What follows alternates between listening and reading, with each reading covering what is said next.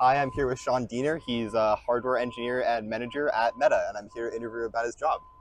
So what was your major and tell me a bit about your current job. So I majored in mechanical engineering, and my current job, I'm a people manager. So I have people that are of different disciplines: mechanical, electrical, optical, test and calibration. So kind of as much in the hardware, at least as it is for like product development kind of disciplines. Hi. And what's like a typical day on the job look like for you? Typical day on the job, usually I have one or two one-on-one meetings with my employees or other, team members that I talk with. Usually a team meeting or like a sub-discipline, a sub-project, meeting. And then, a fair amount of time for me to, kind of do my normal, work at my computer. Okay. And do you find yourself doing like similar things every day, or does it change up a bit? Usually every day is a little bit different. There's some days that are more meeting heavy, and some days that are more where I can focus on writing or writing documents or working with my my direct employees. So pretty varied overall. Yeah. And do you work on like one specific project, or are you like spread out among multiple? I have probably 4 or 5 projects. I have one project in particular that probably takes up about 80% of my time. So. Okay. And what would you say would be your like least or maybe or most favorite part of the day? Most favorites, really seeing the progress that we're making in the hardware space. I think that's probably my favorite. Being a hardware person, definitely like to see that aspect of it. So the updates and kind of the progress that we're making on the hardware side. Okay. And then what about least favorite part? Ooh, least favorites is probably in some cases you have to give feedback to your employees. Mm-hmm. Sometimes it's great and sometimes it's not so great. So that's a tough part of the job. Okay. And how did you get interested in this field? Well, so I gained interest in mechanical engineering, just from being a kid and doing a lot of building, and being really interested in the science behind it and into the engineering. And then that kind of grew over time as I came into the industry and then found things that I was more interested in and kind of pursued those as I went forth. Okay. And was this your first job, or did you have another STEM job previously? I worked as a consultant in kind of product development for many years.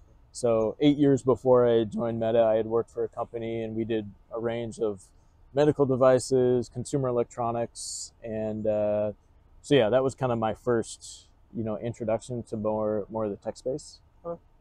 And was that your first job out of college? Yeah. Okay. And in college, did you have any other jobs, like maybe not STEM related? I guess so. Mostly just to pay for college. Yeah.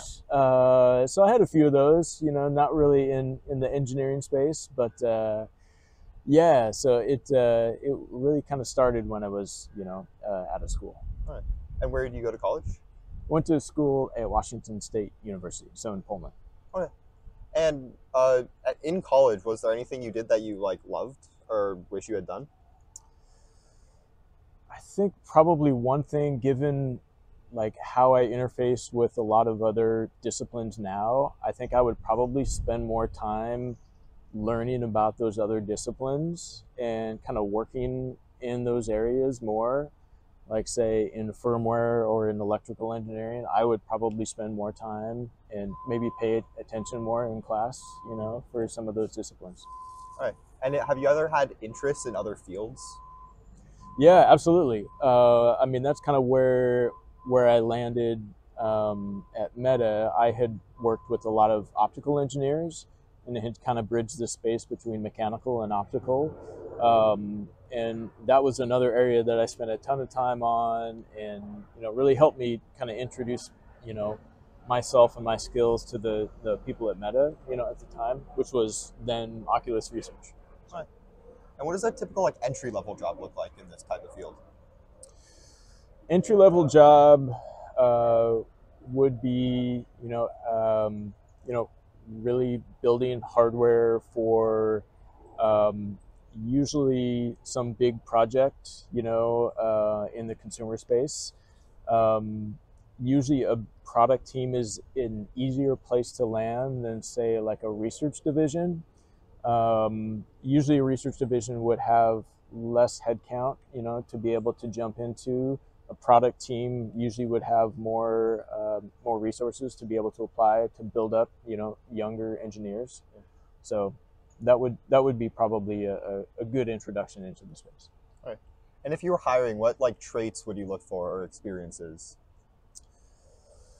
One is obviously aptitude, but then also really understanding how they communicate design intent and how they understand design intent is really a key part of the job. To talk to, like, if you were designing something, a piece of hardware or a system, to know the whys behind it, not just do the thing, without, having the background behind it. So that's kind of what I look for and try to like understand, and that's kind of my gauge on, their level of aptitude and understanding. Okay. And were there any like maybe projects or like things that you think really would help someone get into this space? I mean, really, it's, I guess one way I would put it, there's a certain level that you get to as far as like your assumption of what that job does, but then also not to limit yourself on like what you should pursue. Like, pursue the things that you may not think are a passion of yourself, and you may be able to discover that as you go forward. So the way that would be applied is, in project space, like, go to understand kind of the different avenues, and you may find something that you're really good at, and something that you also, can really, spend a lot of time and invest in that. Okay. And are you aware of any like programs that you would like value highly if you're going to hire someone? Like, as far as like a school? Yeah, any school or like camp or something along those lines. I'm not sure if there's any camp that I'm aware of. Okay. Schools, don't really have any specific schools. Right. Maybe like club experiences, or would you look for those? Club experiences, absolutely. So, I mean, if, speaking from a hardware person, if you're involved in like a robotics club or something of that nature, that still has very tangible, experience, like that would be a great way to kind of introduce yourself or like advocate for yourself, when you're, going for some of those type of jobs. Absolutely. And what if you mind telling, what did you do in high school? Like, what clubs did you participate in? So I produced, or not necessarily in high school, I had worked through like the physics teams. We didn't have a robotics team at my high school. But I had done that more in college, and we had like a formerly SAE team that I was involved in, and so that was really fun to build and learn some of those skills and actually have some application on analysis and building and the manufacturing side as well. Okay. And would you have any like parting advice for someone pursuing a career in STEM? I mean, my kind of to my earlier point is be open to finding, not just your passion outside of work, but your passion in work. And I guess I look at those as two separate things, that even if you have a hobby, outside of work, it may not be very much aligned to what you do as your job, and to kind of be open to that. I have seen people that have completely changed their direction, have started out as either a mechanical engineer or some other discipline, and they go deep on like firmware engineering.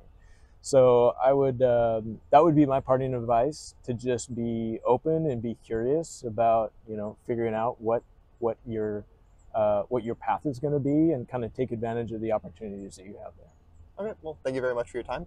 Yeah, thank you.